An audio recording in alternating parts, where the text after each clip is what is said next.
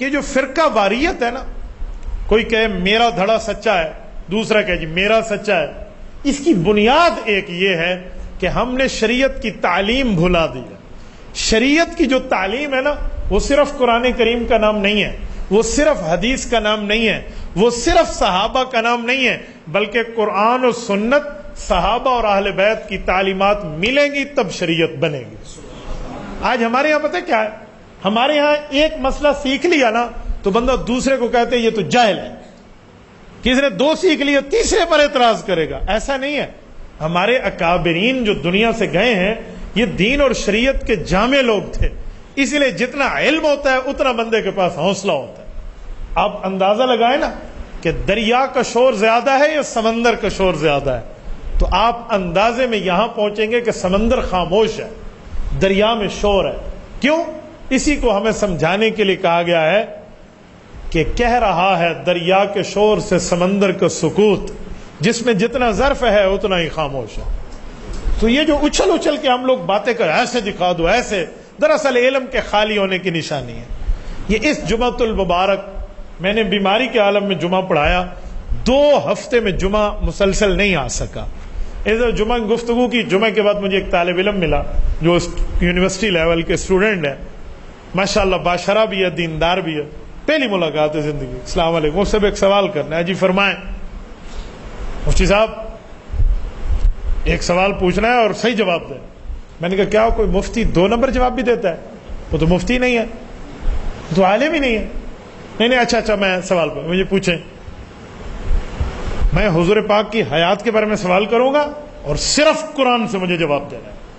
میں نے کہا 1 منٹ، جواب تو میں قرآن کریم سے انشاءاللہ تعالی دوں گا، پرابلم نہیں ہے، لیکن مجھے ایک بات بتاؤ، کیا ہمارا دین صرف قرآن کا نام ہے یا دین میں کچھ اور چیزیں بھی ہیں؟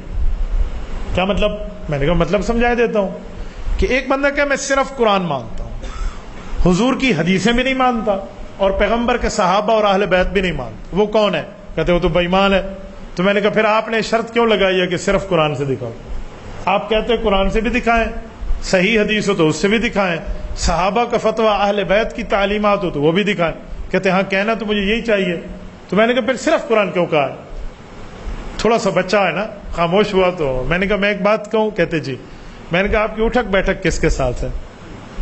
کہتے کیا مطلب؟ میں نے کہا آپ کو کوئی سوال سکھاتا ہے یا آپ کے ذہن میں خود سوال آیا؟ تو دائیں بائیں دیکھ کے کہتے ہیں جی میں کو ایک بندے سکھایا ہے۔ میں نے کہا وہ آدمی کون ہے؟ وہ کہتے جی وہ اشاعت التوحید کا دوست ہے۔ میں نے کہا بس پھر مجھے سمجھ آ گئی ہے، جب ڈاکٹر کے پاس بندہ جائے اور کہے مجھے کھانسی آتی ہے تو ڈاکٹر بغیر ہاتھ لگائے نبض کو کہے گا کوئی ٹھنڈی چیز کھائی تھی۔ تو جب تو نے کہا مجھے صرف قرآن چاہیے تو بہت اچھی طرح سمجھ آ گیا تیرا اٹھک بیٹھک کس کے ساتھ ہے۔ میں نے کہا بیٹا قرآن کریم سے جواب تو آئے گا لیکن ایک سوال کرتا ہوں۔ کہتے جی۔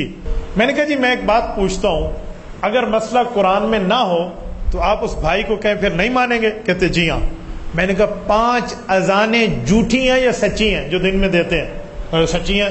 میں نے کہا سچی ہیں تو اذان کا تو ایک لفظ بھی قرآن کریم میں موجود نہیں ہے۔ 4 دفعہ اللہ اکبر کہو تو یا قرآن میں تو یہ بھی نہیں ہے 2 دفعہ کہو، پھر اذان تو گئی۔ کہتے 30 پاروں میں اذان نہیں ہے؟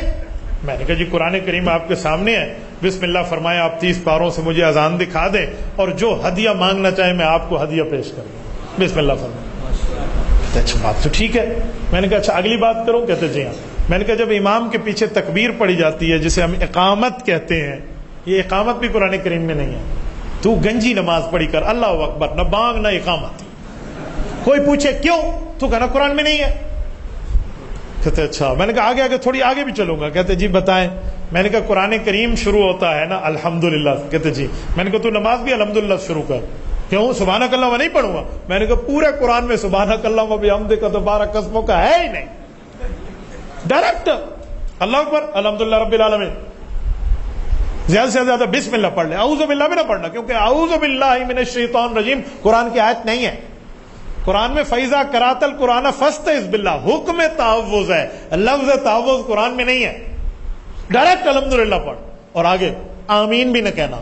کہتے وہ کیوں؟ میں نے کہا آمین قرآن کریم میں نہیں ہے، پورے قرآن کی الحمد کی الف سے والناس کی سین تک آمین کا لفظ نہیں ہے تو میں تمہیں گھڑی تحفہ دوں گا۔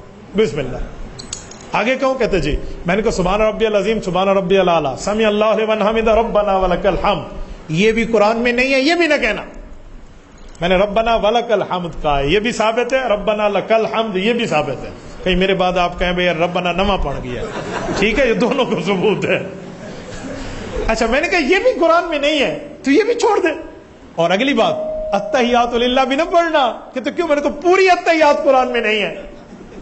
اچھا اگلی بات درود شریف بھی نہ پڑھنا، اللہم صلی اللہ علیہ بارک پورے قرآن میں نہیں ہے۔ اچھا صحیح کوئی نہیں، میں کہ دکھا چاہتا اللہ تو بندہ جڑا گواہ سے ثبوت تے کڑے سو ڈائریکٹ الحمدللہ، اس کے بعد کل واللہ اور ڈائریکٹ ربی جلنی مقیم الصلاۃ پڑھ کے سلام پھیر دینا، بس ختم ہو جائے گی۔ اور سلام بھی نہ کرنا کیونکہ السلام علیکم ورحمۃ اللہ بھی قرآن کی آیت نہیں ہے۔ ایک گنجی نماز ہے، پڑھ سے مکھت ہو، گونی نماز ہے، گنجی ہے، پڑھے گا؟ کہتے ہیں نہیں۔ میں نے کہا اب نماز میں حدیثیں پڑھتا ہے تو جائز ہے، اور میں اگر عقائد میں حدیث پاک کی بات کر لوں تو میرے لیے حدیث غلط ہو جاتی ہے۔